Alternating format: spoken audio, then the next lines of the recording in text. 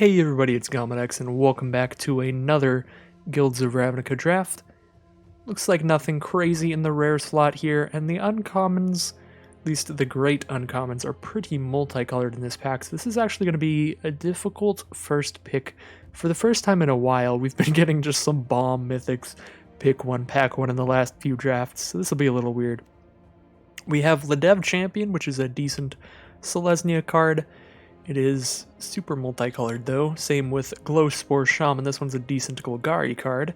Enhanced Surveillance works in very heavily surveil themed decks, obviously. And Steam Fences are rare, something we're not really going to take, pick one, pack one. It's pretty much on par with the Guild Gate. There are some gate synergies that make the gates better in that sense, but Steam Vents can come into play untapped, so definitely not first pickable, and none of our commons are fantastic here, so I think we're just taking one of these random uncommons. I don't love taking a gold card, pick one, but Enhanced Surveillance is basically just a Dimir gold card, so all three of our uncommons pretty much commit us to a guild, so I'm just going to take the Golgari one. I don't know, it's just... I feel like it's the best one for its strategy, except for maybe Enhanced Surveillance, but Dimir is pretty heavily drafted pretty often, so I don't want to try to take a Dimir card, pick one here. I feel like it's the least likely guild for us to be passed into. Now we do have some good Boros stuff, though. There is Siege Worm, which I like. I don't know how I feel about taking that this early. Woodshaper's fine, Selesnya Guildgate's fine, so there's okay Selesnya stuff, but I like Goblin Banneret a lot. 1 mana for a 1/1 Mentor. For 2 mana you can give it +2/+0 until end of turn, which makes it attack as a 3-power Mentor creature, which is really, really nice. That's where you want to be, being able to buff up all of your 2 mana, 2-power creatures, like random stuff like Goblin Locksmith is quite nice. So I'm going to run with the Goblin Banneret on this pick. What do we have now? We've got Hammer Dropper for Boros, Rosemane Centaur for Selesnya. Those are both pretty great gold commons in their respective guilds. Flight of Equinaughts is okay. I don't love it in Boros because it is very expensive unless you're convoking a lot of creatures, but it's fine in Selesnya at the top end. Nothing crazy outside of that. Bunch of mediocre stuff and Guildgate for a good guild, for sure. Selective Snare is a card I've drafted several times and basically never put in my deck, so I don't actually know how powerful it is. Theoretically, you kill a bunch of tokens with it against Selesnya. That's about the best thing it does, otherwise you're just slowing somebody down a bit. So, Rosemane Centaur or Hammer Dropper here. I guess I'll take Hammer Dropper. It goes with our Banneret a little bit more, even if Selesnya is... green, just like Golgari, so I could potentially be 3-color and running Glowspore and Centaur in the same deck. I think I'm still just going to take the Hammer Dropper. We do have a Boros Guildgate, another Hammer Dropper, a Smelt Ward Minotaur, and a Skyline Scout. I'm feeling pretty good about our Boros chances here. The best stuff outside of Boros is mainly just Vigor Sporeworm. I do like this a lot at the top end of a Golgari deck. 6 mana for a 6/4 that can't be blocked by more than one creature. Plus, you get a big old +X/+X Vigilance pump spell out of it the turn you play it to make one of your random little dorks an actual threat on the attack that turn. I like Smelt Ward Minotaur the best out of this pack. 3 mana for a 2/3. Whenever you cast an instant or sorcery, you're shutting off one of your opponent's blockers, so this is quite good on the aggressive. It's also great with 3-power Mentor creatures like potentially Goblin Banneret can be. And now we have another Goblin Banneret. I think I'll just scoop that right up. I'm not seeing anything huge in any other guild. Centipede's pretty filler. Dazzling Lights is good when you have a ton of Surveil payoffs. And Sonic Assault can be alright in an aggressive Izzet deck. That card's pretty nice. I think I'm just going to roll with the Banneret here. Now we have another Hammer Dropper or a Fresh-Faced Recruit or a Rubble Belt board, but I think the Recruit and the Hammer Dropper are a bit better than that, and I think the Recruit is a bit better than the Scout. You don't often want to be spending mana to give your creatures evasion. That ability is mainly for the late game in a Boros deck because you're so often just going to be curving out and spending all of your mana, dropping more creatures onto the board, so I think Recruit's better in general. We've been seeing an absolute ton of hammer droppers, so I'm actually going to roll with the 2 mana 2/1 first strike first. I feel like it's entirely likely we're going to wheel some of the other hammer droppers and just be able to pick those up instead. Now we have a Selesnya Guildgate in case we get a Tristani or some kind of crazy Selesnya rare that would help us splash that, or we're just taking the Rebel Belt Boar. That is good with Mentor creatures, but other than that, I mean, 4 mana 3/3 is pretty mediocre stat line. So yeah, we're really just speculating on if we'll randomly open an off-color rare or mythic, or taking a card that it's mediocre filler, but it makes sure that we're going to have enough cards to run in this deck, even if we get cut a bit. I'll just roll with the boar here. Now we do have a Hammer Dropper, a Torch Courier, and a Righteous Blow. I like Hammer Dropper and Righteous Blow the best there. Righteous Blow is very cheap removal, but you can only use it during combat. Torch Courier has potential for really silly plays if you get enough 2 mana, 2 power mentor creatures, but those are pretty hard to come by. They're pretty much all uncommons. There's the 2 mana 2/2 first strike and the 2 mana 2/3 that you can puff up. I think I'm going to take the Righteous Blow again just because I'm seeing tons of hammer droppers. So I feel like we'll be able to get those later. Now we have a Hunted Witness or a Selesnya Guildgate. There's a Siege Worm in this pack that's pretty nice for green players. I'm just going to roll with the Hunted Witness. Now we have Guildgate or Locksmith. Fire Urchin as well, but this is definitely more for Izzet when you're jump starting things and casting multiple instants and sorceries a turn. This can attack for a lot pretty quickly. I'm going to take the Selesnya Guildgate here, I think. There's a Rosemane Centaur, so that makes me think Selesnya's pretty dang open because Centaur is one of the best commons for the color scheme. And now I'll take a Vigor Spore Worm. So we are starting to take a couple random green cards to go with that Guildgate there. But it's because there's not really anything impressive in our Boros colors in those packs. Wow, there's going to be a last pick Molder Hulk. Feels Golgari, man. One of the worst guilds in the set, unfortunately. Oh dear.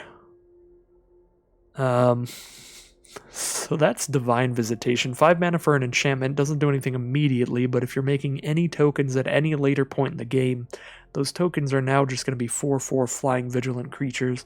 Obviously the most designed for Selesnya, but we could use it in a Boros deck if we draft enough white token producers like Hunted Witness and stuff.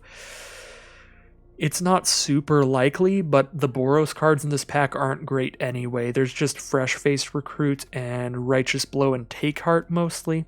Take Heart works well with Mentor. Righteous Blow's efficient removal, and Fresh-Faced Recruit does have that first strike on a 2-drop, which is nice.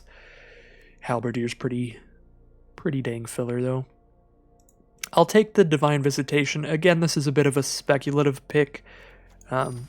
It's not something I'm immediately going to slam into this deck and expect to play, but if I see enough good token producers, we could end up in a deck that wants it.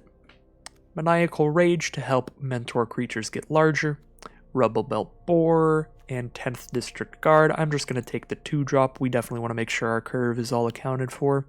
And nothing great in the green in this pack either if we're trying to splash things in off our Guildgate. It's just a Dissident, a Beetle, and a Stray. They're all fine, but not impressive enough to want to splash. Boros Challenger, Wojek Bodyguard, and Healer's Hawk. Oh no. I want all 3 of these quite a bit. Healer's Hawk is great with the 2-power mentor creatures like Boros Challenger. We don't have any of those yet, so I don't think we can take Healer's Hawk first, because I think Boros Challenger and the other 2-power mentor creatures are harder to get, so we need to get those first, and then after we have a couple, we could try to scoop up the Healer's Hawks. Yeah, I think I'm going to go with Boros Challenger first, because the 2 mana 2-power mentor creatures are even harder to pick up than stuff like Wojek Bodyguard, which is quite good. I mean, 3 mana 3/3 mentor can't attack or block alone, but it's not too hard to get attacking with other creatures in a Boros deck. So Wojak Bodyguard and Healer's Hawk are both cards we want quite a bit, but Boros Challenger is just the hardest card to get. We're not going to see cards like that as often. We have a guild gate for our guild for mana fixing, and that is something we'd especially want if we do end up splashing in some green cards. We would want as many gates in whatever colors we have as possible. Other than that, there's Hammer Dropper, Parhelion Patrol, and Sworn Companions. I'm not a huge fan of Sworn Companions, even with Divine Visitation, because Divine Visitation is literally the only thing that would make me want to play Sworn Companions. I don't think it would be really good in this deck anytime that we don't have Divine Visitation. So I don't really want to take that. I think it's Parhelion Patrol or Hammer Dropper. Maybe the Guild Gate. I'm going to roll with the Parhelion Patrol, get a little bit of flying in here. We don't have any flying at all yet, and it is always nice to have some of that. Bounty of Might is double green, but it can really kill your opponents out of nowhere, just when they least expect it. This does 9 additional damage. It's absolutely insane. Your opponent can block into a way where they think they're going to 9, which is a super safe life total, and all of a sudden, actually, you're dead. So Bounty of Might is pretty huge. I might take that here just because the only cards in Boros we're taking it over are Shieldmates, Companions, Torch Courier, and Takeheart. These are all okay, but not huge. I'm going to take a Bounty of Might here. I'm probably, yet again, a bit more of a speculative pick, probably not going to end up splashing it, but if we keep seeing a bunch of Selesnya Guild Gates, maybe we can end up in a deck with 3 or 4 of them, and then we could splash in like a Centaur and a Bounty of Might or something like that. There's Sworn Companions absolutely everywhere, so if I really want to go for it with Divine Visitation, I suppose I could take a ton of these. The only thing that I'm taking Sworn Companions over is Fearless Halberdier and Rubble Belt Boar. I already have 3 cards at 4 mana, and Halberdier and Sworn Companions are both pretty mediocre. I don't really want to run either of them, so I might as well run the one that maybe lets me play Divine Visitation. So we will take a Sworn Companions out of that pack. Now we do have Rosemane Centaur. Or a Fearless Halberdier, really? Or a Pack Beast. Pack Beast can close out games for the Boros decks, shut off 2 of their blockers. You know, if we cut Boros here, do we actually just turn into a good Selesnya deck? If I take Rosemane Centaur? We're really close to being able to just be Selesnya instead. Our curve is bad. We definitely need more early creatures, but like, look at the Selesnya deck here. That does not... Like, we've got some powerful stuff at our disposal in just Selesnya, and Selesnya is definitely seeming more open this pack. This might be a pretty late, pretty big pivot, but as I've said before in the guilds draft, you can pivot into guilds that are allied to one of your colors. It is a little difficult to do, but it's possible. We can't, like, pivot into Dimir here, obviously, because Dimir's not allied to any of our colors, but, you know, Selesnya, we could move in, see what happens. Because, yeah, there's no Boros cards coming to us now, so now we just start scooping up some Selesnya stuff, fill out the Selesnya curve, make that an option.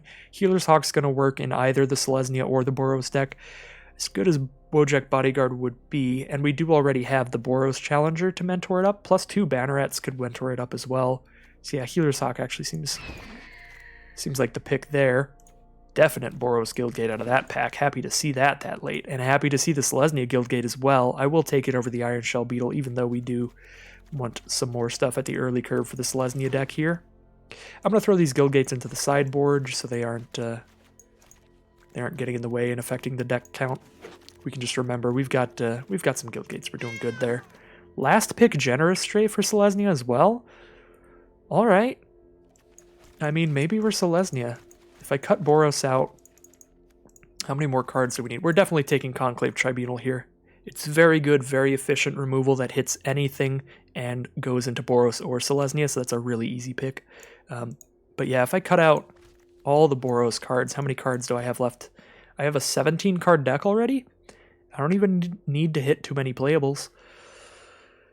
So yeah, we just draft white cards heavily and hit whichever guild we get the most powerful stuff for in this pack, I think. So let's pick up that Conclave Tribunal for sure. We have Wojek Bodyguard for Boros, or Righteous Blow and Hazda Marshal for either deck. Like Hazda Marshal because it works with Divine Visitation, and we have 2 1-mana creatures already, and it's white.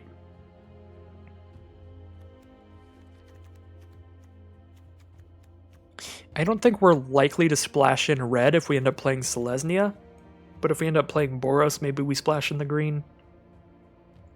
I think I'm just going to take the Hazda Marshal here. It'll work in either deck. It won't work incredibly well in either deck, but it will work in either deck. Inspiring Unicorn could be for the same reason. That'll work in either deck.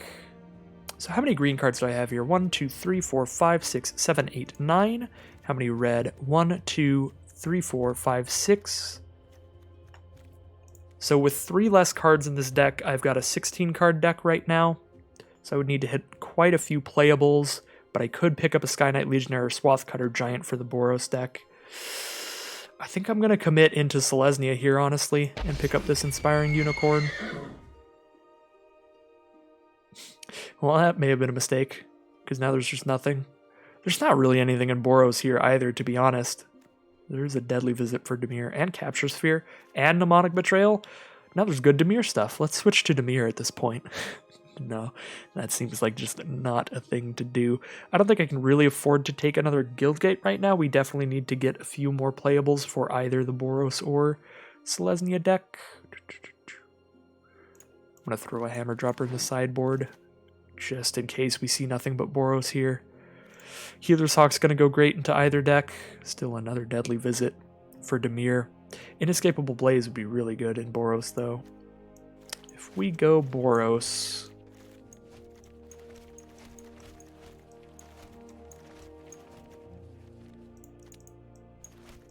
Oh, why does it take so long? I can't just, like, click. Let's resort. Oh, it didn't resort it for me. Well, that's 18 cards. You know what? I'm taking Inescapable Blaze. I'm taking that as a top end for Boros deck. See what happens here. Yeah, now I feel like we're just getting cut out of Selesnya. I don't know. Loxodon Restore and Hitchclaw Recluse are pretty mediocre. We'll take the Boros 2-drop. Crater Maker's great in Boros. Wow. This has been a weird draft. Tried to move into Selesnya Pack 2, but Pack 3 has really pushed me back into Boros with a Goblin Crater Maker here, pick 7. Really great. It's a removal spell and a 2-mana 2/2 at the same time. Super playable. This is a really low curve Boros deck too, with the with all those 1-drops. This looks super fine. We definitely want some more cards at 3 mana. So I guess we could just take the mediocre Halberdier here over anything else, really. I think we do want to cut Divine Visitation if possible. I don't really want to run Torch Courier, but it may have to happen. 10th Disregard or another Torch Courier or Righteous Blow. Take another Righteous Blow here. Take another Boros Guildgate, a Vernati Shieldmate, or Intrusive Pack Beast. I actually like throwing in a Pack Beast at the top end of this curve instead of the Divine Visitation. Selesnya Locket in case we do end up splashing in that Selesnya in the deck building process. It's possible. We've got some gas for it. Centaurs, Worms, Bounty of Might. All of the early Selesnya drops that we got were pretty mediocre, though. Well, this is an easy Guildgate. Now we get 2 of them. Nice. I'm not going to be splashing in a cat. Now I'll take the Boros Locket. And last pick, come on, something playable. 3 mana Fearless Halberdier, come on. That would actually be pretty perfect, even though it's bad. It is a 3 mana creature, but it's a green one, so that's not exactly going to happen. Alright, I think I'm going to run Boros here. And we could do a splash, but not a huge fan of that. I like how just really aggressive this curve is. We can try to cheese people out of the game before they get anything set up on their board, ideally. And we can definitely cut a land here and just run with 16 lands, and this is literally the deck. We don't have room. We don't have enough cards to even need to cut anything. I guess Collar the Culprit. Theoretically, we already cut Boros Locket and Collar the Culprit. Those technically could go in this deck, but I don't think we need either of those. Collar the Culprit, maybe. Get a 4 toughness creature out of the game. 4 toughness creature would be a big, irritating blocker for our deck. Maybe we could throw that in instead of Sworn Companions, because that does seem really weird in here. We just don't have all that much that synergizes with Sworn Companions. I suppose we're just trying to mentor onto the little 1/1s. At the same time, the curve's pretty weird. There's really nothing at 3 mana, so we may as well keep Sworn Companions in.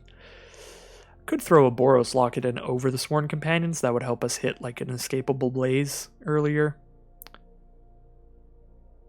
Maybe that's a thing. At any time we don't need the mana, we can just sacrifice the Locket, draw some cards. The Locket always feels really weird to me in Boros decks, though. I feel like I never want to be just tapping out for a mana rock on turn 3 in Boros. Honestly, our most likely turn 3 plays in this deck is just going to be play a 2-drop and a 1-drop with how our curve looks. So, but we don't need that many 3-mana cards when we have so many 2s and 1s. We could potentially just be playing 2 of those on turn 3. Yeah, this seems pretty fine. I think we cut a land. Let's see how our mana distribution is. 15 white, 13 red. Sort our creatures and non-creatures. Oh, this looks super fine. Tons of creatures. I love that. You know, I think we're close enough on our mana that I don't really want to cut another mountain. I'm cool to just cut a plains here. We've got only 1 card that requires 2 white, and that's Inspiring Unicorn at 4 mana. Only 1 card that requires 2 red at 6 mana, Inescapable Blaze. We do have a red mana sink with Goblin Banneret, though. I like staying just a nice 50-50 split on mana here with the double Guildgate. Alright, so 16 land Boros deck. See how well this one works. We don't have any rares or bomby stuff here. Didn't super commit to a strategy, kind of flopped between 2 guilds. So, interesting drafting process this time around. We'll see how it pans out for us. No real haymakers with this deck, but looks like quite a bit of consistency with the speed of the curve. And I've got a few removal spells in here. We've got a couple Righteous Blows and the Conclave Tribunal to deal with anything. Alright. Oh, I wish I had a mountain. This hand would be so good with a mountain. Turn 1 Goblin Banneret, turn 2 Boros Challenger to mentor the Banneret. Now I've got a 2-2 and a 2-3 attacking. Both with Mentor later for the Sworn Companions. Mentor onto both of those tokens. Oh, that hurts a lot. This would have been a really cool hand with a red source, but since we don't have the red source and we're a very aggressive deck, I think I have to mulligan this because we can't just sit here and do nothing till turn 3 and then still potentially be waiting for a red source. Alright. We've got both our colors with this hand, but the Guildgate makes things pretty awkward. Thanks to our curve being so low, though, we can just get rid of a land here and we can still cast everything in the hand. I think I dropped the Guildgate turn 1, to be honest. Turn 2, I can play Banneret and Healer's Hawk, get ready to mentor onto the Hawk the turn after that.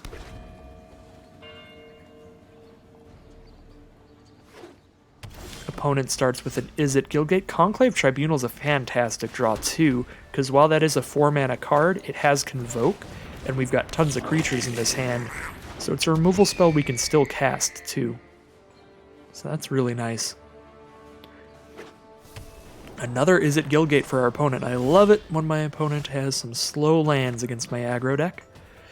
Now I can play Torch Courier and still have the mana to pump Banneret.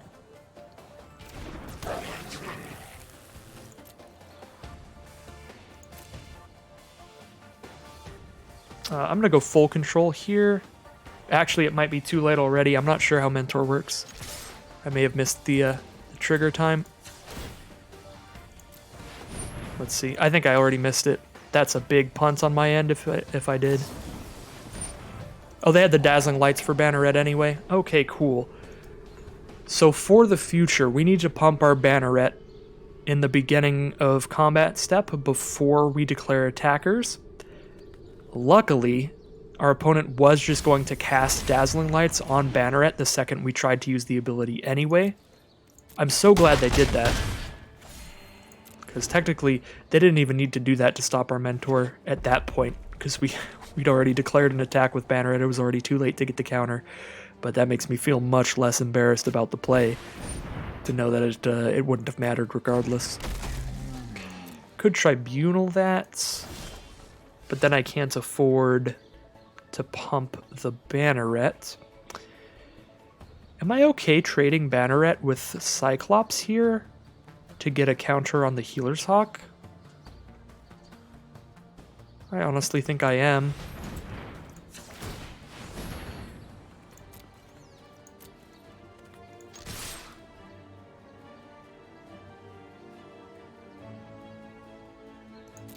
Yeah.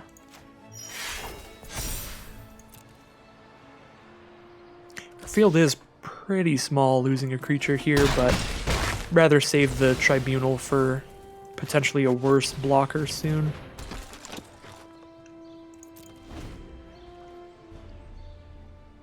Opponent did start with double Izzet Guildgate, so we know they have a lot of mana fixing in their deck, and we've only seen blue and red from them. So we might even see a Niv Mizzet later that we love to Tribunal. Plus an Izzet Locket as well. Yeah, this is starting to get to a suspicious amount of mana fixing. They probably got some real difficult mana costs. Like triple blue, triple red maybe. Goblin Banneret, pretty sick draw. I could even give it haste with Torch Courier. That might actually be worth it. Turn Healer's Hawk into a 3/3 this turn. Yeah, they're at 15. They've got a ton of mana. I want to get as aggressive as possible. I think I'm willing to sacrifice my 1/1 to just push in more damage here. And we're going to use the ability pre-combat. They may have Unexplained Disappearance. Okay, that's fine. Does make sacking the Courier a little more sad, but it was just a 1/1 that wasn't getting mentored on anytime soon. Definitely not the end of the world. Just certainly not ideal. Next turn we do have 3 mana, so we can play Goblin Banneret and 10th District Guard, use all our mana there. If our opponent doesn't make a big old blocker. Hypothesis will kill Healer's Hawk. I do not like that at all. Our opponent's drawing cards, discarding a Jumpstart card so they don't even lose any value here. Now our opponent is really getting set up to stabilize.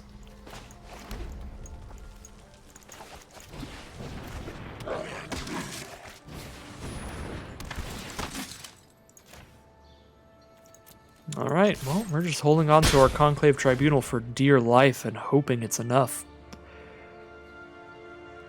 Goblin Banneret's like a great card, so it can attack as like 5 power by itself, so our opponent is still under a lot of pressure, even if our creatures look very small. There's a Wishcoin Crab from our opponent. I don't want to have to Tribunal that, but I think I do.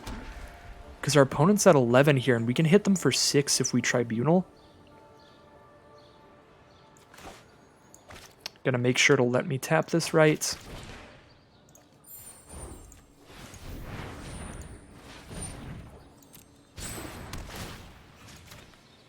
Yeah, I'm gonna put the pressure on, hit them for half their life total here. But the thing that sucks about this is obviously they have perfect mana, they have tons of it, so I highly doubt that crab is the scariest thing that they could play here. But now they're down to 5, they're very dead on board. It's a leapfrog, so maybe they're just not drawing their scary stuff. That's what it looks like. They'll probably sacrifice the locket this turn. So this will be huge. They're actually dead on board. Because I'm going to mentor onto the Hunted Witness, and that's 5 power. That's 3 power from 10th District, 2 power from Hunted Witness, and there's the concession from our opponents. Crazy, crazy draws from our opponent in in a bad way. Just didn't draw into any good blocking creatures, really. They did get the Wishcoin Crab. That was a great blocking creature, but we got rid of that one, and then they just hit a Leapfrog. all of the fixing and all of the ramp, and just didn't manage to ramp into anything there.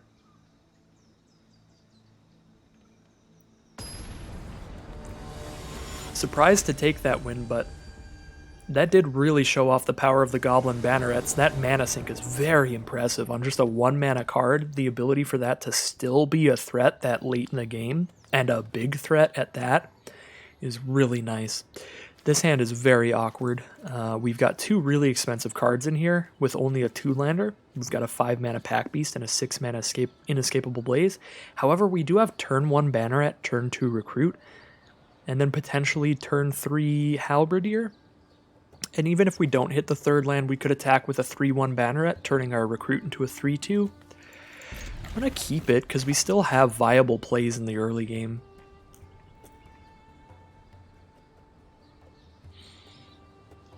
And our deck isn't the kind of deck that's going to hurt too much by stumbling on mana.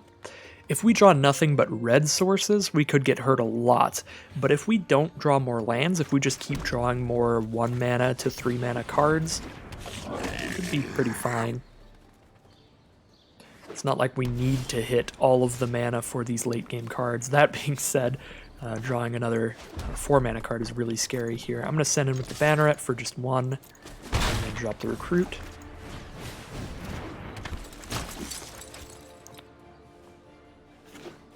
Opponent is on double white, dropping down a 10th District Guard. Could trade with the Banneret. Goblin Guildgate? Boros Guildgate is a pretty fine draw here. I missed my Banneret trigger, but I don't think I want to send in the Banneret against the 10th District Guard anyway. Would be nice to make the Fresh-Faced Recruit a 3-power first striker, but I'm in love with the Banneret, I'm going to be honest. After last game, now, see, I'm so glad I waited literally just 1 turn. Because Righteous Blow's beautiful here. Now we'll send in. Because we know Banneret's safe. And Banneret is my best friend. We can't let him die. And there you go.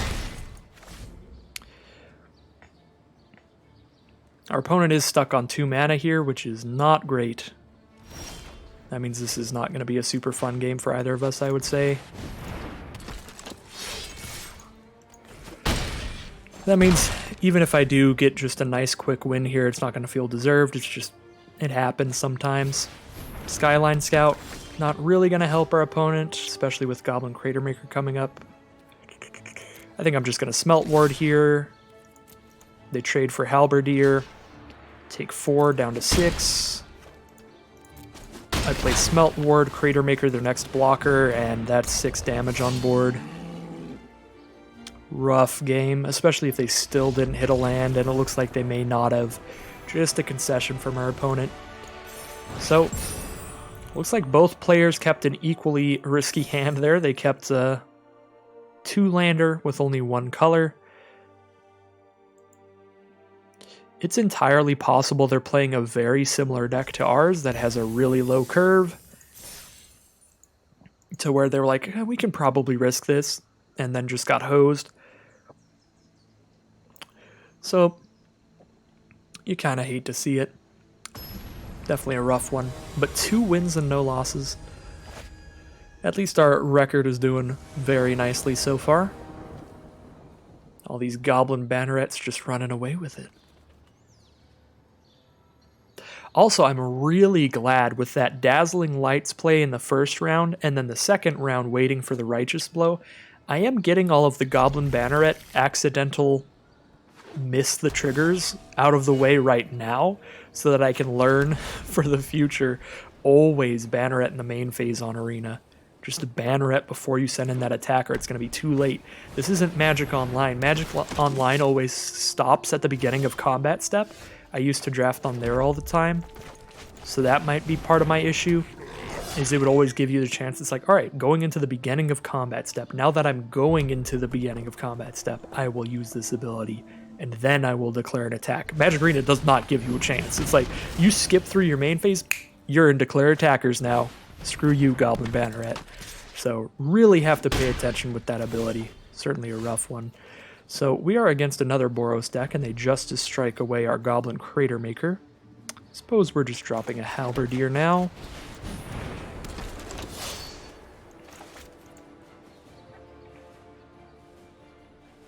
Not in love with this hand. We don't have a Goblin Banneret. Do like the Righteous Blow to deal with the Sky Knight Legionnaire. That'll be quite nice. I might even take the trade with the 10th District Guard just to slow down our opponent. I mean, we're taking 5 here. I think I'll actually just take it. Rebel Belt Boar is big enough to kill 10th District Guard on a block. However, I can Sworn Companions and hold up Righteous Blow, which I like a little bit more. And I can trade my 1/1s for the 10th District Guard then. Still don't love trading for a 2/2 when I'm about to have a 3/3, but the companions are pretty mediocre, and they'll gain me some life here, which is nice.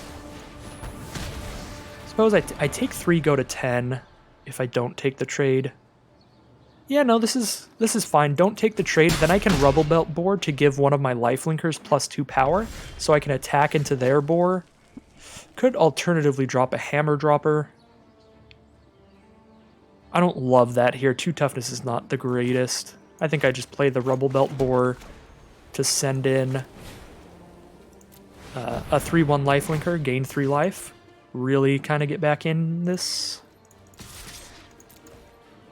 Send in like that. I've got a good blocker for their District Guard. We could trade boars if they want to offer that.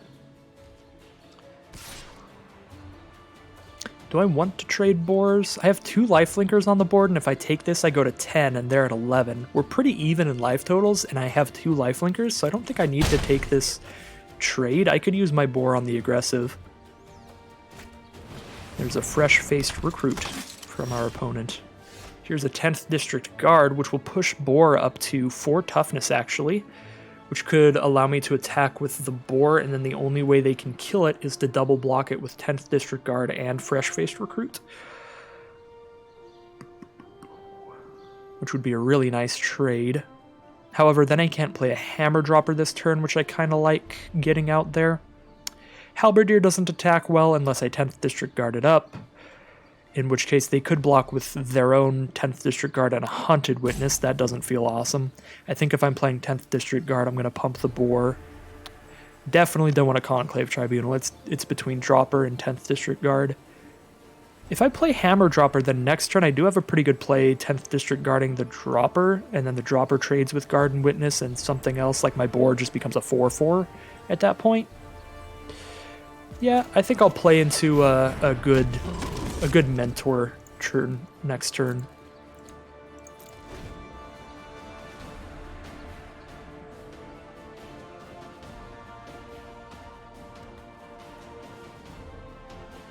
Opponent does have 2 cards in hand.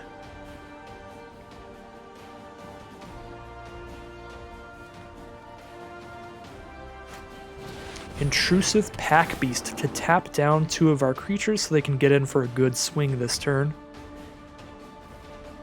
Surprised that they tap down the Hammer Dropper, because the Hammer Dropper is just going to trade with almost anything on their field.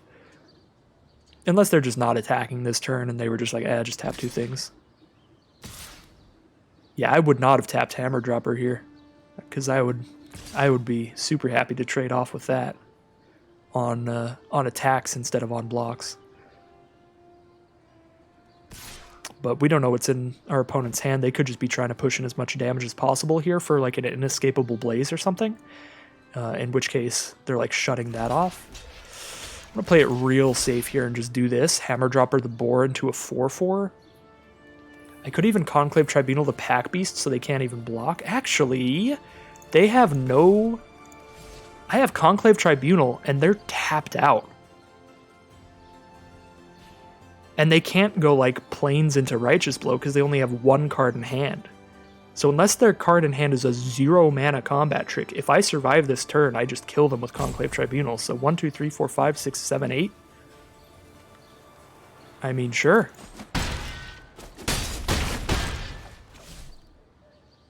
Seems fine. And here's Tribunal. That should just be game. I can't believe I didn't see that sooner. I almost just threw the game. That was just easy. We're incredibly lethal on this attack.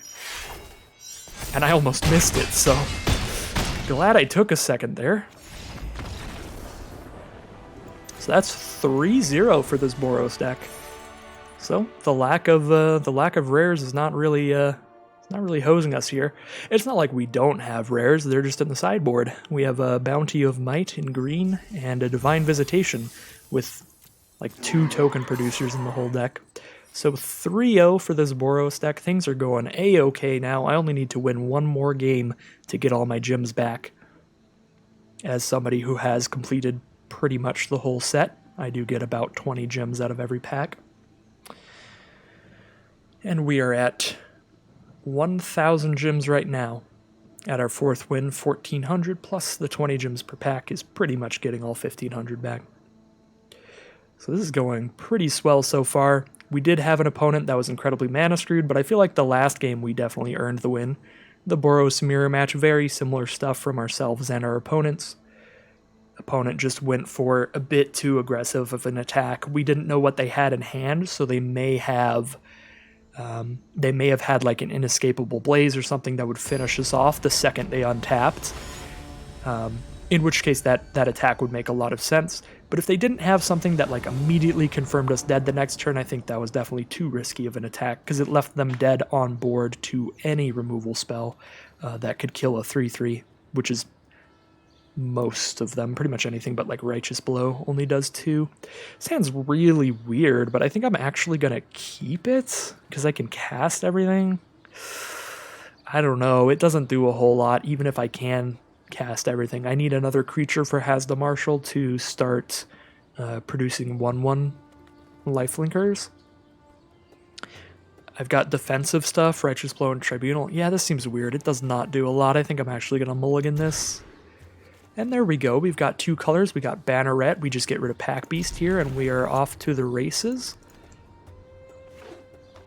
Opponent starts with a Forest into Portcullis Vine, which means Goblin Locksmith is actually going to put in some work, shutting off Portcullis Vine's ability to block, because that is a defender. And the Locksmith, as you can see, he finds clever ways to unlock doors with his severe skill. I can send in with Banneret here. They might just not block, because if they block, I can pump and just kill Vine. They do block. I'll accept that. I'm not going to kill the Vine, because if I play Locksmith, I basically just killed the Vine until they kill our Locksmith. So they might actually just sacrifice the Vine here. That would definitely explain the block. If they were already leaning towards sacrificing the Portcullis Vine, then you definitely block there, and if I pump, you just sacrifice. It's real easy. So I can play Torch Courier and pump up Banneret to mentor Locksmith, or I could just play Challenger and Torch Courier. The fact that my opponent didn't play anything here with 3 untapped makes me feel like they probably have a Righteous Blow or something for instant speed, a couple damage, so I'm actually just going to send in attacks.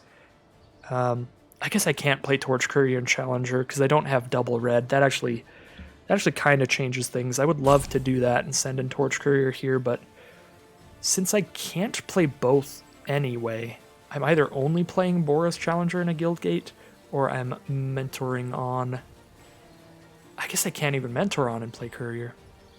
You know, yeah, I want to get a Boros Challenger on this field. I'm just going to send in the attack. If they Righteous Blow something here, that'll be awesome. Okay, they don't. So maybe I should have just went for the Mentor. But here's Boros Challenger. Either way, I think this is fine. This is certainly fine. Oh, they did. They had Justice Strike to kill it, so they would have just Justice Strike during, well, when I put my Banneret's ability on the stack, so that I couldn't mentor anything. When I said I was going to give it +2/+0. There's Chamber Sentry, so we're against another 5-color nonsense deck.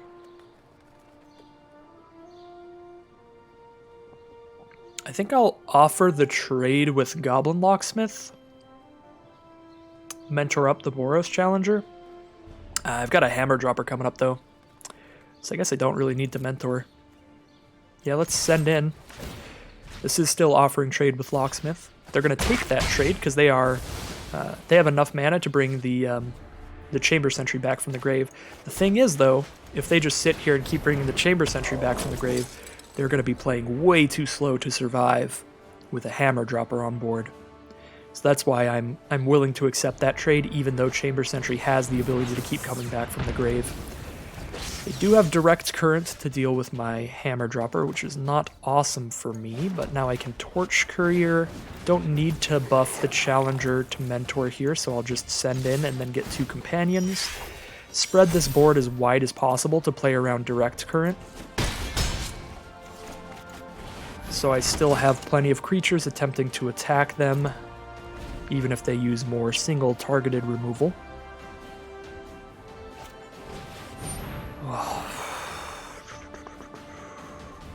And then the rare happened.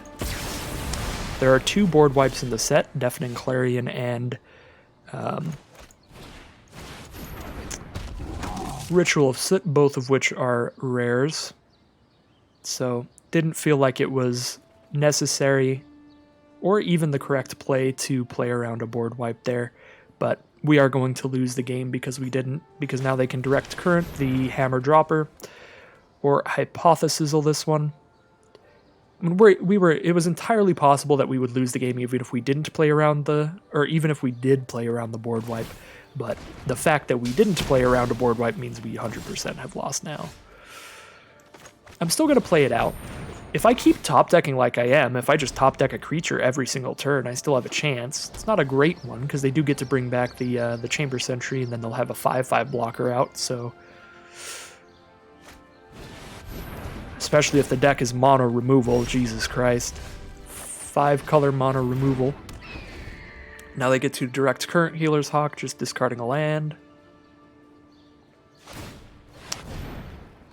Ooh, they just pick up the Chamber Sentry instead, okay. They play it for 1, and then they're going to shoot Healer's Hawk for 1, I guess? That's definitely a play. Then you can kill Healer's Hawk without having to use any removal spells. Because using Direct Current will now permanently exile it, whereas using Chamber Sentry, you just bring it back again. It's definitely the slowest play, but it's the most leaning into value kind of play. If double Chromatic Lantern? There's Inescapable Blaze. I'm considering if I want to play around them having a Burglar Rat or a Disinformation Campaign randomly. That would be really weird for them to have in this deck, so I'm just going to play the land. If they play Burglar Rat or Disinformation Campaign, anything that makes me discard a card, I'll just Inescapable Blaze their face in response. But I would love to just hold on to this, so maybe I can get in a position where they let me deal damage till they get down to 6. Because they're like, what's the worst that can happen? So as always, if you're ever watching and you see me get into a situation like this, and you're like, well, so Goblet just loses here, you're 99% to be right. And that is why I always have the timestamps for the next games in the description. And if you look at the time bar on the video, it should have little marks on the bar so you can see when the next game starts, and skip right ahead to that if you don't want to see the long drawn-out loss. But I always play it out, and I have been rewarded for that a few times. Like in the last video with our Selesnya deck, there was one game against Amir where we got them down to like 6 life, but then they like super stabilized. And then I was like, well, there's no way I'm going to win now. But then I got him down to 1 off of a big flunge attack, and then I had like nothing in hand, nothing on board, and I'm like, well, now I'm super going to lose.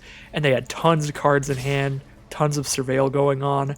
I just let it happen because I didn't have anything to deal with it. And then all of a sudden, I just top deck a 1/3 flying Rock Charger, and they somehow did not manage to Surveil into any removal for it. And we won that game when it looked incredibly likely that we would lose. So just for games like that, I always want to play it out. They've got an Inescapable Blaze of their own to deal lethal off of Chamber Sentry's ability. Very cute. Super cute deck over here. The 5-color decks are definitely fun. Those are the kind of decks where if you've drafted the set a lot and you're getting kind of bored of it, bored of always doing the same guilds and stuff, it's something to try out. It's almost always going to be open. However, I don't think it's... I think if you're like playing to win, like at a tournament kind of setting, I don't think it's ever correct, because even if you get literally all of the cards for it, just a good Boros or good Dimir deck can absolutely take you down. When the draws line up between you two. However, it's a really fun thing to try out. And it can certainly put in some work if nobody else at the table is drafting it, which is almost always, as you can see by the fact that our opponent had double Chromatic Lantern and the Chamber Sentry and lots of the 5-color good stuff cards. So 3 wins and 1 loss. My record against 5 colors actually, ironically, for how little respect I give the deck in terms of its relative power level compared to like a good Dimir deck or a good Boros deck. My record against it's like really bad. The 1 5-color deck that I played against with my Selesnya deck, I just lost to. And now the 1 5-color deck I've played against so far today, I've also lost to. So, I don't know, maybe they're onto something. 5-color decks certainly beat me. It's just giving me bad flashbacks to Arena Cube with all those 5-color decks. That would frequently beat me as well. So, I don't really want to offer the trade with the Skyline Scout. Our opponent is stuck on only white mana. They're probably Boros as well, probably Boros aggro. I think I want to just slam down a Smelt Ward Minotaur and pass the turn. Possibly got something for 1 mana. Is it really weird? Maybe a Take Heart, because it was stopping when I was casting stuff, so they probably have like a +2/+2 little combat trick. Conclave Tribunal at sorcery speed to shoot off that Smelt Ward Minotaur. So Conclave Tribunal is not whatever they had in hand. At instant speed, at least. So I think I just play Hammer Dropper. Send in for 2 here, because we are not going to trade with Skyline Scout. And Fresh-Faced Recruit does have First Strike during their turn, so no good blocks there. We're going to take this 2. Blocking with Hammer Dropper would be terrible, thanks to that First Strike. They're still stuck on just white. Let's drop our Guild Gate. We've got enough mana to do Righteous Blow, Crater Maker, and Hunted Witness, or just one of those and Sworn Companions. I think I'll attack with Hammer Dropper and Crater Maker and Righteous Blow away the Skyline Scout if they try to trade with Hammer Dropper, because we'd love to leave it on board and keep making Crater Maker bigger and bigger.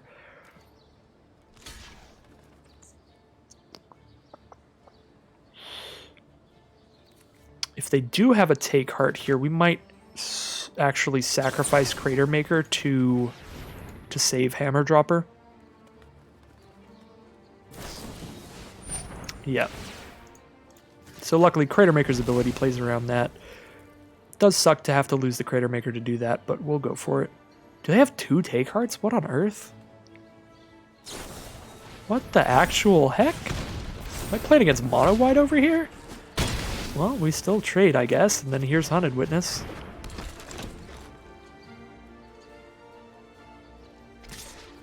There's a lot of Take Hearts. We are playing against Boros, and there's an Inspired Unicorn from them. I have a Banneret, Sworn Companions, and a Pack Beast. I think I just rolled with the Pack Beast. Ready to trade that off for the Unicorn. Yep, because Companions and Banneret are just not going to block well. Banneret would trade for Unicorn at least, but the Companions really don't block well.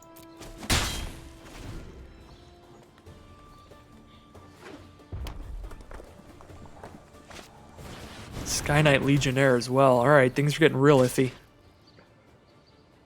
I'm surprised by the lack of just an all attack there, because if they just spammed the attack with everybody, I'd take 6 that turn. I would trade with Unicorn, just take 6 from everybody else. I would have been inclined to just go for that. Now I'm just going to start dying to the Sky Knight Legionnaire. could play Recruit and Banneret, holding up the 2 mana to pump it, so then I have a 3 power creature on the ground, which is slightly more than 2 1-power creatures.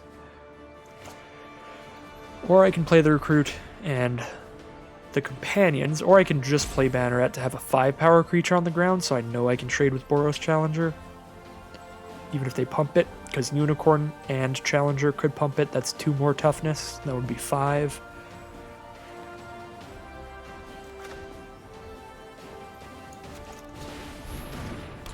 I'm just going to play Recruit and... Recruit and Companion seems fine. I can block with like Pack Beast and a couple 1/1s on Challenger. They're going to go for the full swing here, maybe. Let's see. They are. Okay. So we'll kill Unicorn and Challenger. Take quite a bit. Oh wait, they mentored onto the Unicorn instead of Sky-Knight Legionnaire. That is way smarter of a play than I ever foresaw.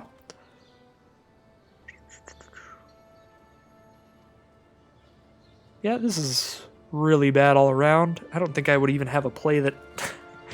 Oops, that helps stop this. Oh my god, I'm so good at hitting my mic. It's crazy. My bad. I just dropped a bunch of stuff on the floor too. Okay. What do we do? 5 on Challenger. We take so much damage. Take 6 like that, and Challenger's gone? Or do I really want Unicorn gone? I can't kill both, can I? No, I don't have enough power.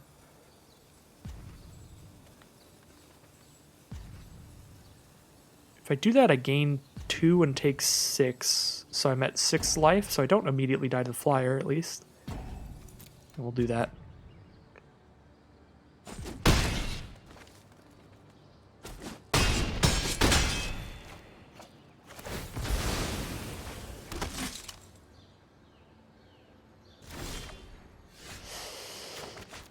Ooh, Sky-Knight Legionnaire is probably going to kill me. Banneret can trade for the Unicorn pretty easily. I'm not going to have a good block for the Fresh-Faced Recruit. Do I actually just send in? No matter what, I won't have a good block for Fresh-Faced Recruit. It'll be 3 first striking power. And I'm definitely blocking Unicorn with Banneret, so I only have 3 toughness elsewhere. So no matter what I do, my creature just dies and I don't do anything to Recruit.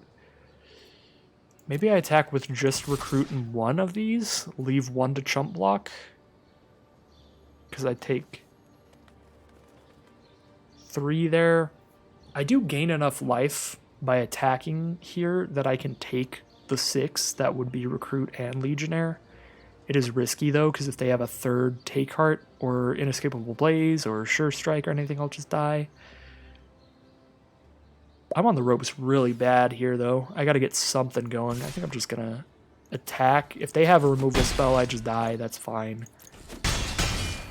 All I have in hand is a land anyway, but man, I'll scare them. I'll scare them. They won't want to play anything because I got something in hand. Watch, they're not even gonna attack. Never mind. So, take 6, go to 2 here.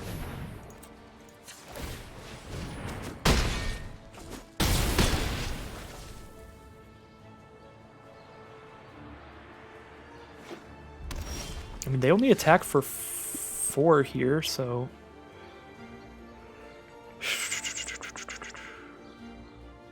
I do need to leave 1 blocker back. I have to attack them without at least 1 lifelinker. Not loving the draws, gonna be honest, but our opponent's having similar draws at this point. I think I attack like this, chump block Recruit, go to 1. Alternatively, if I attack with these, I go to 2, and then I can attack again and survive another turn. I couldn't attack again and survive another turn if I lost, if I went to 1 and lost a lifelinker. So I think we actually attack like this. Go to 4, block Recruit, attack with both. I have one final turn, possibly. Well, attack with one of them, have one final turn, possibly. Okay, Ornery Goblin. Oh my god, that means I don't have another turn. Ornery Goblin's actually so bad right now. Conclave Tribunal's good, like I can kill Legionnaire, but then Ornery Goblin and Fresh Face Recruit both kill my 1/1s before they deal any damage. That's absolutely awful. So I don't gain any life off of them. We are fully in top deck mode.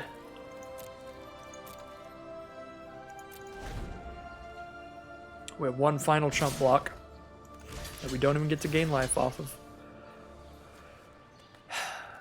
I can't even double block Ornery Goblin to kill it, because it would just shoot both of them for one.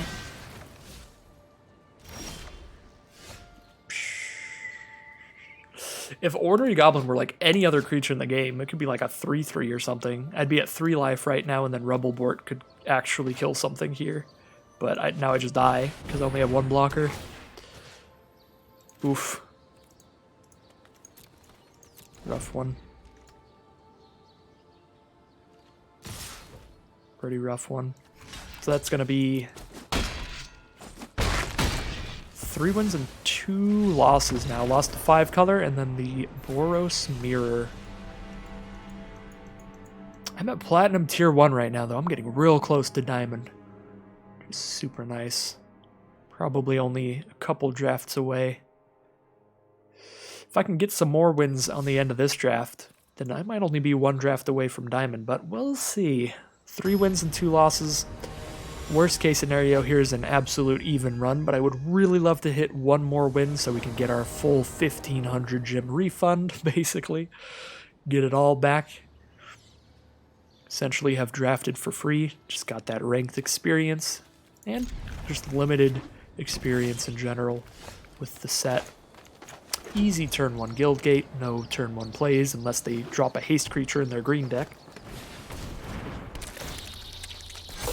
Then I could Righteous Blow turn 1, but seems unnecessary. Here's Fresh Face Recruit. Follow it up with Minotaur into Dropper or Perhelion Patrol if we draw another land. I'm liking it.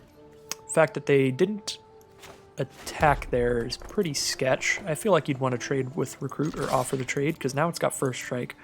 So what kind of pump spell is this? Is this the Convoke +3/+3?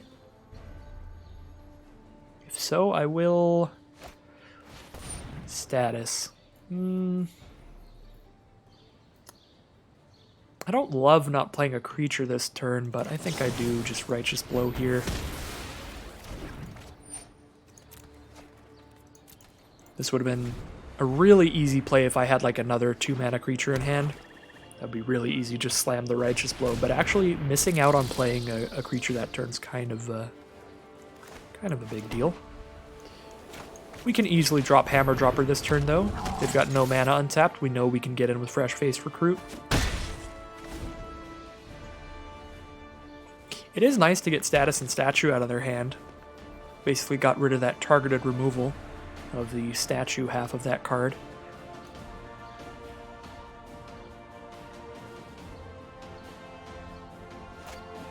There's a Pitiless Gorgon. Alright. Can hold a Righteous Blow up, and my only haste creature is just a little tiny Torch Courier, so I think I'll go to combat first. If I end up having to Righteous Blow, I can drop Smelt Ward Minotaur or Goblin Cratermaker, and if I don't, then we just play Parhelion Patrol. They might double block Dropper to play around a second Righteous Blow since they did see 1. Looks like that is not the play. We will take the Righteous Blow then. They've only got 1 mana. I doubt there's a second 1-mana pump spell. And there is not. But they do get to put a counter on the Pitiless Gorgon, even if the Centipede dies there. And there's a Dowser of Light. 4/5 blocker. That is going to try to put a halt to my plays here. I think I drop Cratermaker pre-combat because that'll make it so Crater Maker plus the first strike of Fresh-Faced Recruit can still get in past Dowser of Lights. So then I send in with Hammer Dropper and Fresh-Faced Recruit. Hammer Dropper would trade with either of their creatures, but I get another Mentor out of it.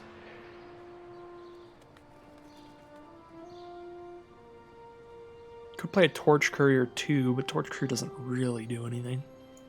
Yeah, I think I just want to make Recruit even bigger. Have a big old first striker getting in there.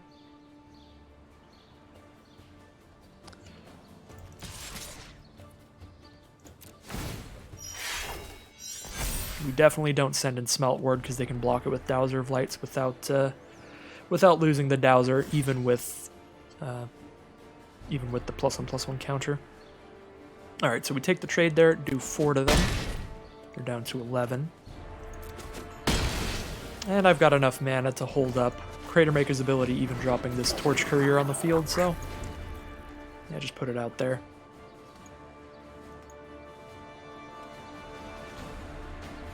I suppose, actually, I totally forgot the Golgari Split Rare is a board wipe. But Torch Courier is a 1/1. We're not really stabilizing off of a 1/1 after a board wipe. Find and Finality, I believe, is the Golgari Split Rare. So there's actually 3 board wipes in the set. I forgot about that.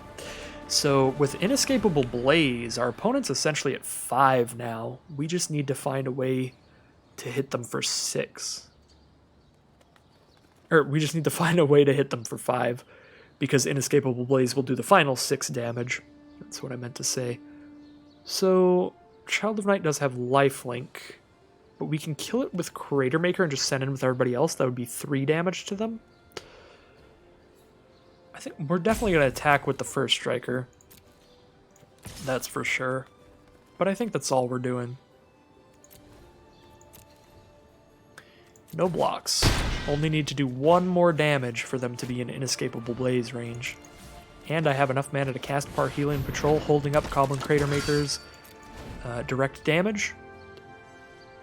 If they have Finality, that would be pretty bad, but they would still be at essentially 1 life, thanks to Inescapable Blaze. That would be absolutely the most hilarious and most deserved loss. Actually, yeah, that would have been an incredibly deserved loss if they have Finality here, so I can't get mad at that. That's just, I've misplayed pretty bad here, because the first misplay was, I just dropped down Torch Courier because I was like, whatever, it's not going to affect this board in any way, but they're not going to have a board wipe, so who cares? They could have a board wipe. They could have Finality. And the second thing that was a misplay is I could have actually played Parhelion Patrol main phase 1 and sacrificed Torch Courier to give it haste, and the reason I'd want to do that is that would make it so if I attacked with Parhelion Patrol and Fresh-Faced Recruit and they didn't block Fresh-Faced Recruit, they'd be at 5 instead of 1, which would mean I would untap and kill them with Inescapable Blaze. So, multiple minor punts on my end of just not playing around the board wipe that I 100% could have and is in their colors and is a reason to be in their colors if they opened that. That being said, it looks like I'm just going to win. Anyway, unless they have instant speed life gain here, let's first strike away the Child of Night. And then that's 3 damage on Dowser of Lights, plus Crater Maker would kill it, but I don't actually want to do that because I can just kill them with Inescapable Blaze. So unless they do some kind of crazy trick. Alright.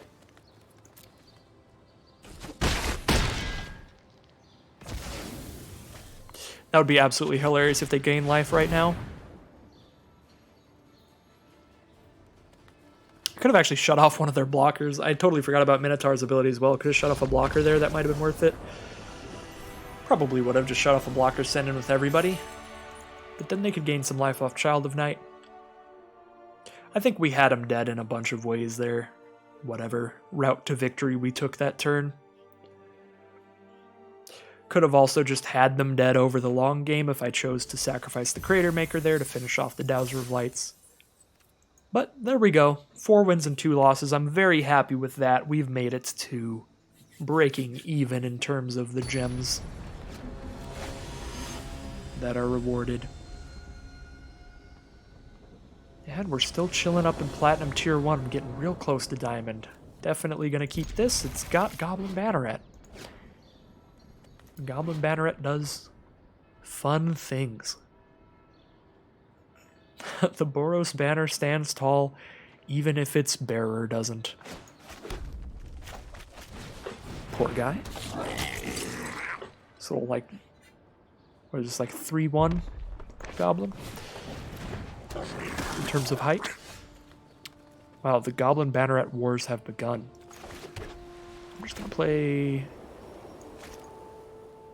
Torch Courier and offer the trade. I don't super want to trade bannerets, but I guess. That is the most even trade in the history of mankind. Alright, no blocks.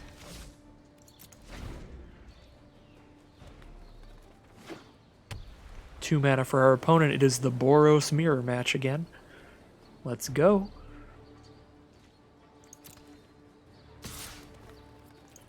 See if they just pump in for damage. Nope. They have a turn 2 play. A secret turn 2 play. Ooh. I bet it's Justice Strike. Let's see. Show me the Justice Strike. Do it.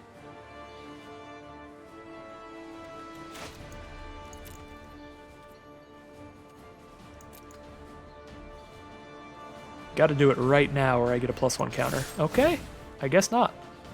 Maybe, 1 mana 2 damage, Righteous Blow, yeah. Still get the +1 counter at least, right? Yep. That's nice.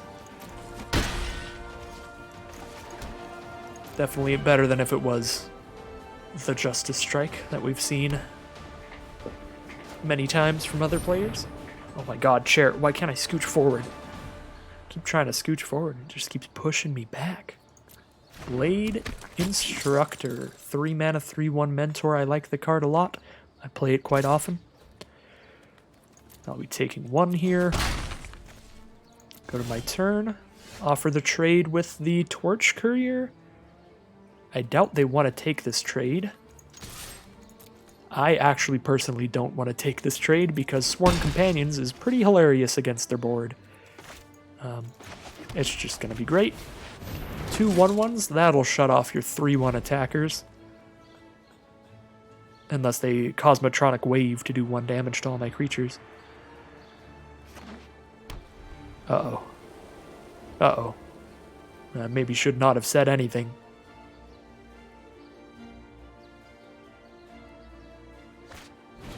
Okay, Boros Challenger is not a Cosmotronic Wave. We're doing fine.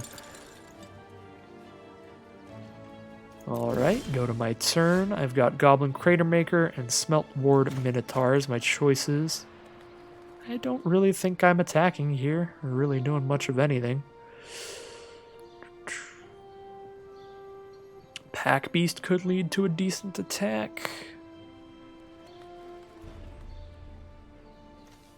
Could just put out Cratermaker so they can't go like Mountain into double pumping the Banneret for a really big swing.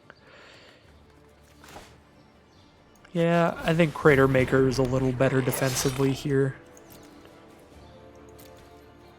Even if we put the Minotaur out, we're not going to be casting an instant or sorcery anytime soon. We're still 2 turns away from Inescapable Blaze, and I don't really want to Inescapable Blaze anytime soon. I'd like to save that to try to do the last 6 damage to them.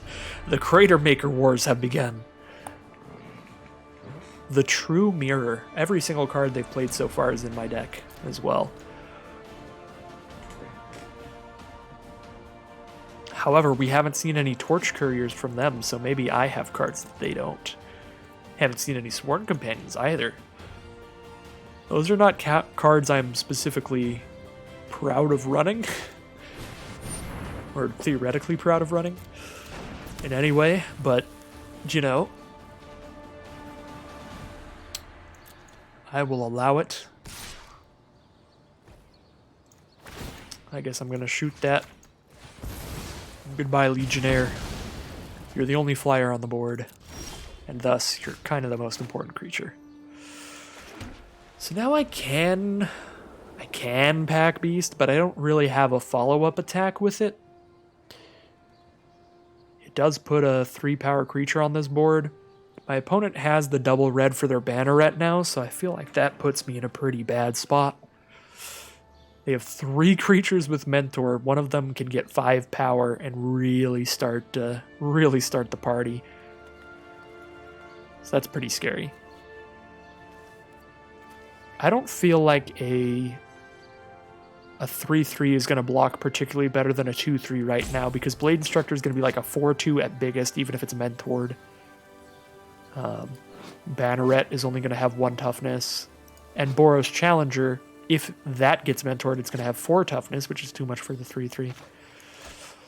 You know, I should probably just play Pack Beast anyway, just play my most expensive card. That way, if I draw a 2-mana creature next turn or something like that, I could play Smelt Ward Minotaur and the 2-mana creature, get 2 blockers out in 1 turn.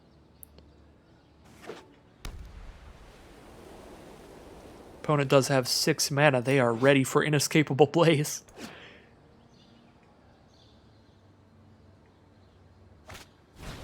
Luminous Bonds it is, though, on the intrusive Pack Beast to hold that down. They could even Crater Maker my Torch Courier to just start getting in there with Boros Challenger.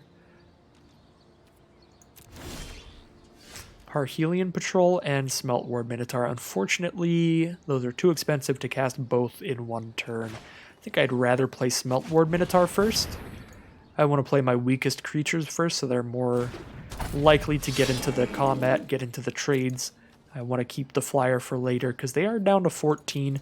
It is a lot of life, but if Parhelion Patrol's the only flyer on the board, I can consistently get them for 2 a turn, which is pretty nice. Are they going to Crater make the Torch Courier here? That would be a little weird to me. But they may want all of their mana for pumping up their Mentor creatures next turn, which would be why they'd want to do the Crater Maker during my turn. Just have full access to their mana. Alright. That's the play they have made. Their field of Mentor creatures is ready to go, and they draw Legion Warboss. That's absolutely horrifying. Big standard all-star as well, back in its heyday. 3 mana for a 2/2 Mentor creates a 1/1 goblin that has to attack each turn. Really threatening card. I suppose on this board it's not that bad, because I can just keep killing the goblins. There's a Rubble Belt Boar as the draw. I think I'd rather wait until I have a Parhelion Patrol out to do that. I unfortunately can't even afford to Inescapable Blaze the Warboss, even if I wanted to. I don't think I would yet. I'm going to play Parhelion Patrol here first, even though it does make it more likely that Parhelion Patrol ends up in a combat where it can die, which would be sad. I want to set up to potentially swing in for 4 flying damage in 1 turn, to speed up the clock even more if Parhelion Patrol does get to stay around. Our opponent has certainly not been sending in the big Mentor swing so far, so it seems like they're not prone to doing that unless they draw into something. Maybe Legion Warboss was the draw that's going to get them to do that, but I'm hoping not. I'm hoping I get to just kind of chill here, hold on with my Parhelion Patrol. I feel like for several turns I have not had great blocks. So I'm just hoping nothing changes on my opponent's side for their game plan. Looks like not yet. Just drop Ladev Guardian. I doubt you attack if you're tapping a bunch of creatures to play Ladev Guardian. Well, I guess you do.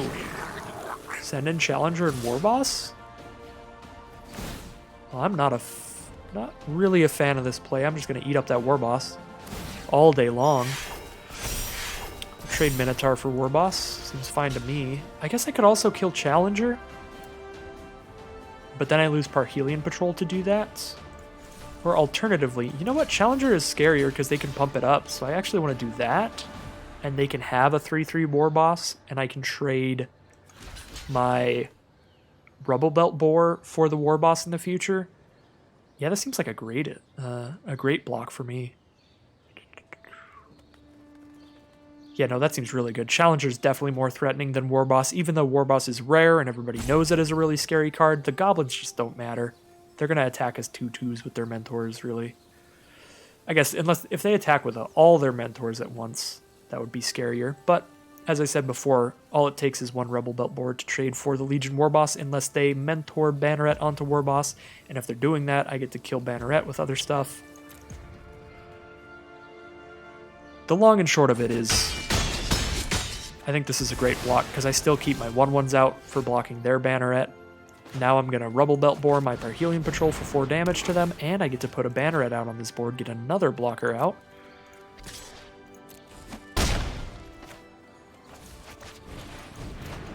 I'm pretty confident now, especially because they had no cards in hand at that point. Now I feel I'm favored, and they just drew a land. I definitely feel I'm favored now. With no cards in hand for our opponent, nothing to deal with Parhelion Patrol, 2 swings away from being at 6 life for Inescapable Blaze. I still don't have my 6th land for Inescapable Blaze, but I mean the odds of not drawing the 6th land within my next 2 attacks are really low. And even if I don't Inescapable Blaze here, I think I can absolutely set up to still just have the better board and chip away at them with Patrol. So, I mean, we'll see how they Mentor here, but I don't see how they Mentor in a way that works out incredibly well for them. Like, I think I'm just going to eat their most important creatures here and have a swell time.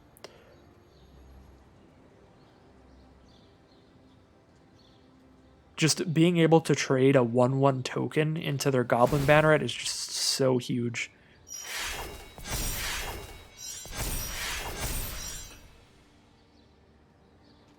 Yeah, no, I'm doing A-okay here. I might want to kill the Blade Instructor too. I think I'd rather kill the Blade Instructor than the War Boss, maybe? Actually, I could kill both and just... If I do this, my only creature left is Parhelion Patrol, but they have nothing in hand. Their only creature left is Ledev Guardian. Ledev Guardian versus Parhelion Patrol. I think I just win that game every time.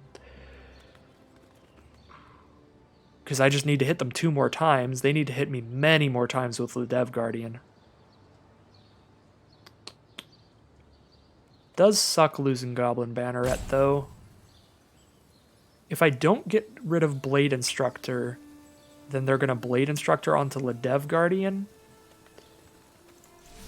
Like, if I just do that, then I can send... They're attacking with everybody here, and they're at 10.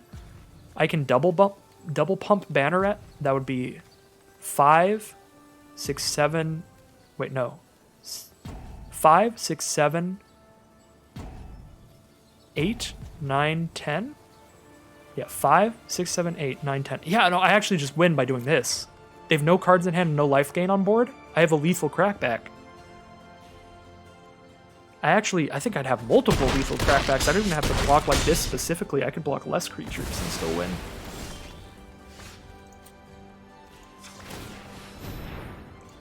So we double activate that. Parhelion Patrol goes onto the token. Banneret goes onto Parhelion Patrol. That's 10. All right. We'll take it.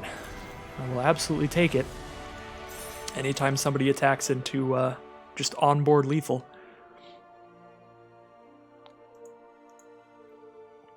Definitely a Mathis for blockers attack there, and I did the math. And we got there. 5 wins. 5 wins, 2 losses. Doing really well. Doing quite well so far in this format. I think only one time I've gone less than a positive record. It was an Is It draft I did on stream. I think I went one... I think I did really bad in the Is It draft. It was like 0-3 or 1-3. But every other draft I've been at least 4-3. I think my very first draft was 4-3. And then it was Yeah, so I went 4-3, then I went like 0-3 with Izzet, 7-2 or 7-1 with Demir on stream, 7-0 with Boros, 6-2. I'm having a great time with this format. Or I guess it was 6-3 last draft. There's no such thing as 6-2. Anyways, let's head into the next round here. See if we can win any more games. Everything else at this point is gravy. 5 wins is plenty enough for me. But I'll keep going for it as much as I can. I think we're going to turn 2 recruit, turn 3 smelt ward here. Will we get a single token out of the Hosna Marshal? Oh no! I'm going to lose this game. I can tell you right now, I'm going to lose this game. Our opponent's on 5 color. They go green-white duel into blue-red duel. That's how you know I'm going to lose. I have not won against 5 color in this format. Somehow. I feel like 5 color is way better in Ravnica Allegiance than this format, but it's good enough to beat me in this format, apparently. So we are set up to start getting tokens out of the Haas Marshal if they don't kill any of our creatures this turn, but I have to expect they'll kill at least one. Donut maker. What kinds of donuts are you making? They're making a lot of lockets. That's for sure. You know what? If we win this game, it's because our opponent's 4 color and not 5 color. We haven't seen any black sources from them. They have the Justice Strike. No, get out of here. I don't get my token. I knew it would happen. They had to do it to me. Well, spread out the board. Just get as aggressive as possible here. If they board wipe us, they board wipe us. I want to try to kill them before they can stabilize by playing large creatures or anything like that. Just get aggressive as possible. Try to wipe them out before they can play anything. Woohoo, we drew the untapped land for the Pack Beast too. We're gonna get a token. Let's go. Down to 6. They're gonna need something big. Deafening Clarion, here it is. I swear it would wipe my entire field. But if they don't have it, I think they're dead. They block 3, they block 2, they take 6. Nice fast win. Unless they have like 2 Righteous Blows. Oh my god, they might. There's one of them. They take 1, 2, 3, 4. I guess, yeah, they survive. They survive off the 1 Righteous Blow. They go to 1, or they go to 2. I can't do math anymore. The problem is I'm not the blocker in this instance, so I can't do the math that is for blockers. They're still very dead. They need a lot of stuff. There's a Torch Courier, so they have 2 blockers against my 4 attackers. They need 1 more blocker to survive this turn, or 1 removal spell. We've got a lot of outs, like Inescapable Blaze. Sworn Companions is huge as well. Shut off a block from Ladev Guardian. That is dramatically good here. And because it also gives me 2 attackers, which means if somehow they deal with enough attackers to survive this turn, they're going to have to deal with a bunch of attackers again next turn. It's looking pretty good for Team Boros.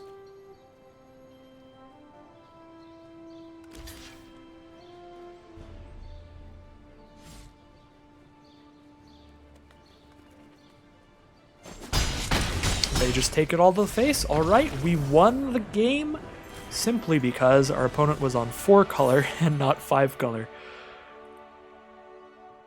In all likelihood, I think they were entirely likely to be 5 color as well, but we don't have any way to confirm that. I think the only way we have to confirm that they were not 5 color is the fact that I didn't lose. If they had any black men, I would have died. Judging by our record so far in all these drafts. Anyways, this has turned into another fantastic run. 6-2. We're heading into the final boss. Whatever happens here, this is the last game. Win or loss. Thank you all for coming along this journey with me with our flip-floppity draft between Boros and Selesnya, ending up in a pretty average Boros deck. No scary bombs, no crazy things, just good average curve, some decent removal. A couple mediocre filler cards in there because we had to take those kind of cards to stay open between the two guilds that we were hopping between.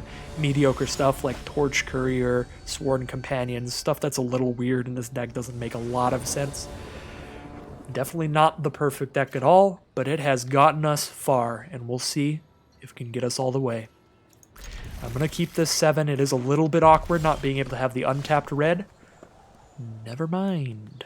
Alright, so we can turn 1 Hazda Marshal, and then turn 2 I can play Hunted Witness and Guildgate. Turn 3 Torch Courier. Bam, I'm attacking with 3 creatures. That could be a thing. Uh-oh, we're against another Boros deck, and that is a sturdy blocker they've got.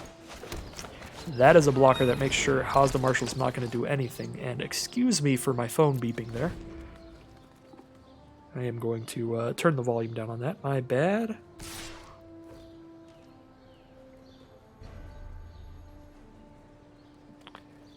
Okay. They send that in. I can still attack with 3 creatures even if I chump with Hunted Witness, but yeah, I don't feel the need to right now. Goblin Crater Maker. Well, alright. If Righteous blows the draw, let's just drop a Torch Courier and go in. Actually, nah, with Crater Maker's ability, they can just sacrifice it in response to me trying to kill it anyway, and then we'll still trade.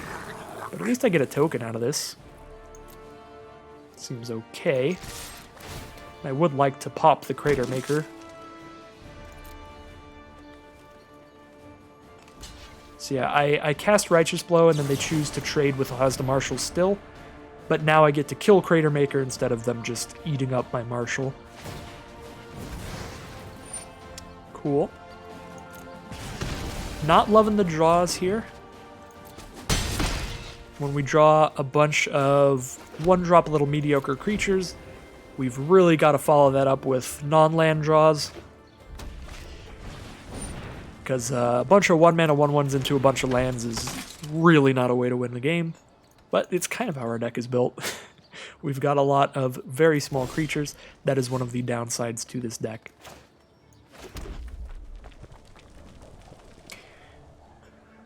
Alright. I don't think I send in. Probably just play Halberdier and Banneret. Banneret could do some huge things next turn. Banneret is very nice. If all of our 1-drops were like Goblin Banneret, we could absolutely get by playing like nothing but 1-mana cards, but they're not. We've got stuff like Torch Courier that just sucks in the late game. I suppose you get to sacrifice it to give something haste, but mostly it just sucks in the late game. Hunted Witness for sure. It's just a 1/1. Even if it does give you value when it dies, the value it gives you is also just a 1/1. Here comes a fresh-faced recruit. They know I can't block it well, and I will not. I'll just take that. I think I'll offer a trade Goblin Banneret for Boros Challenger. Let's see what else they do here, though. Wojek Bodyguard. Can't attack or block alone, so the only way that they can trade my Banneret for their Bodyguard is if they're also blocking something with Boros Challenger. So if I attack with Banneret and Fearless Halberdier, they have no good blocks. They basically have to trade Challenger for Banneret, or else they have to send in Bodyguard and Challenger, so we get to trade all of that off the board, and then they just have a fresh-faced recruit. Unless they have instant speed nonsense, I think this will work pretty well. Send in Banneret and Halberdier. They are certainly likely to have instant speed nonsense in Boros, but we'll at least see what it is here. On board, we're about to trade our 2 attackers for their 2 untapped creatures. Or they could take a bunch of damage if they want to try to mentor in for a big return swing. Yep, so we are trading everything on the board. Unless any cards in hand here. They could have Sure Strike would be bad for me. Take Heart would suck a little bit, but it would only save Wojak bodyguards. That's not so bad. Alright, Sure Strike is pretty bad here. They get to leave their challenger on the board. We at least still kill Wojak bodyguard. But now they're down to Boros challenger and fresh-faced recruit. Yeah, this is pretty bad. Don't like that.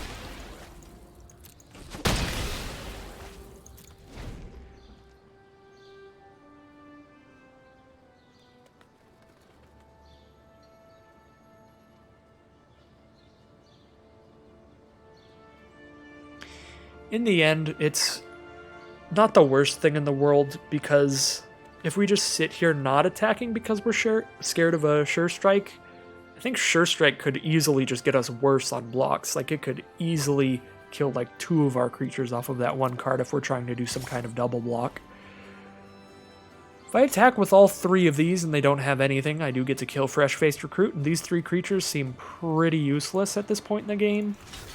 They could literally just pump Boros Challenger once, and I can't block it with these. So, let's try it. Whatever pumps they use to get us here doesn't really matter to me, because these creatures don't really matter at this point in the game. Alright, nice. We just kill it. There's a Sunhome Stalwart. We do have a Parhelion Patrol and a Goblin Crater Maker. I think I gotta just Crater Maker so I can kill the Stalwart before they pump up the Stalwart with their Boros Challenger.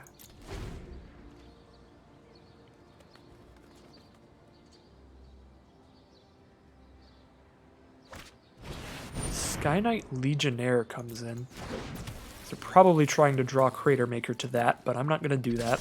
I'm going to kill the Stalwart, and Parhelion Patrol is big enough to block Legionnaire, thankfully.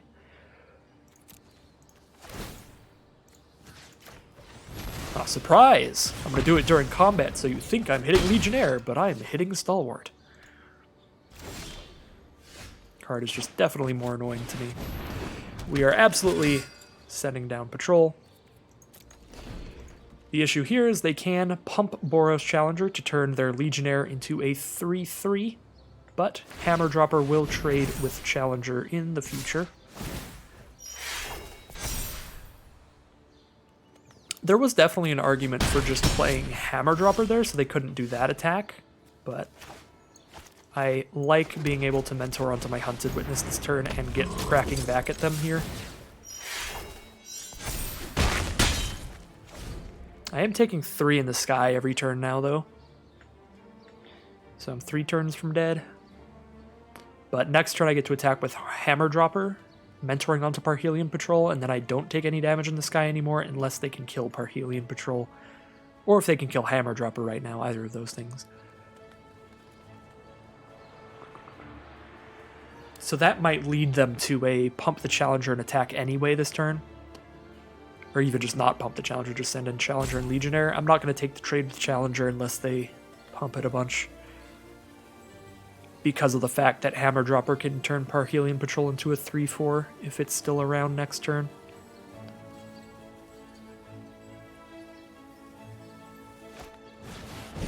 Oh. Alright, well, if they had Luminous Bonds, I'm just screwed. Take 5, I'm dead to 1 more swing in the sky, so I can't afford to take 5 here. That just makes the clock way too fast. Do they have another Sure Strike? Yeah. No sequence of plays from my deck was going to win this game. But there were certainly different paths I could have taken that would have been better. I think that, I think probably Hammer Dropper before Parhelion Patrol was a little bit of a better play, with the wow, Jesus Christ. With the no information of what they had. I think we should have still played Hammer Dropper before Parhelion Patrol. That was a punt on my end, I think. In terms of what they actually had, because they had both Sure Strike and Luminous Bonds in their hand last turn, that means they had at least one of those 2 cards the turn before, which is the turn I would have played Hammer Dropper instead of the Sky thing. So it literally didn't matter. They would have had the card to kill the Hammer Dropper and keep their keep their Boros Challenger on board. So, pretty rough game. Opponent had all of the goodies and stuff. They definitely had a better Boros deck at their disposal than us, so they certainly deserve the win with the 2-mana First Strike Mentor creature and the Boros Challenger Mentor creature. Great removal like Luminous Bonds. Just a pretty good Boros deck all around for our opponent, whereas ours is just it's just pretty okay. It's good enough to go 6-3, so it's good enough for me. So as always, at the end of the videos, I'm going to open up all these packs, and I would like to thank you, everybody, for watching the video.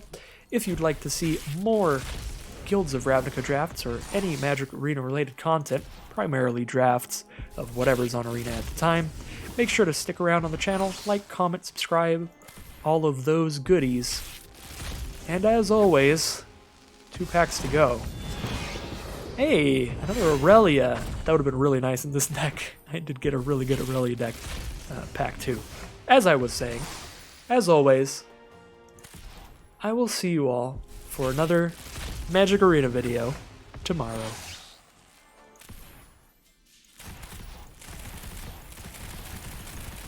It won't let me open my pack again.